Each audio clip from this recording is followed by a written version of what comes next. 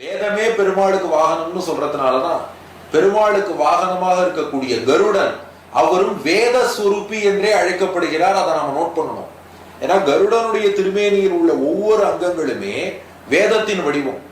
கருடனுடைய கண்களாக இருப்பது காயத்ரி மந்திரம், தலையாக இருப்பது திருவிருத், அவருடைய ஆத்மா ஸ்தோமம், ஷரீரம் வாமதேவியம், வால் யஜ்ஞாயஜ்ஞம், 2 ரக்கைகள் பிருகத்து ரகந்தரம், அவருடைய திருநாமம் யஜுர்வேதம், சந்தஸ்கள் தான் அவருடைய அங்கங்கள், அவருடைய திருவடி நகங்கள் தான் திஷ்ணியம். இப்படி வேத பகுதிகள் என்னென்ன உண்டோ அதெல்லாம் அப்படியே கருடனின் திருமேனி அங்கங்களாக உருவெடுத்துள்ளன. அப்படி வேத சுரூபியான கருடனைத்தான் வாகனமாக கொண்டிருக்கிறார். அதாவது வேதத்தையே வாகனமாக கொண்டிருக்கிறார் என்பது தாத்பரியம்.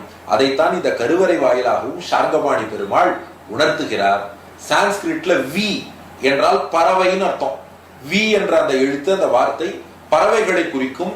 இங்கே வி என்பது கருடனாகிய பறவையை குறிக்கிறது. பறவைகளின் அரசன் பக்ஷிராஜன், அவர்தான் வி என்று குறிக்கப்படுகிறார்.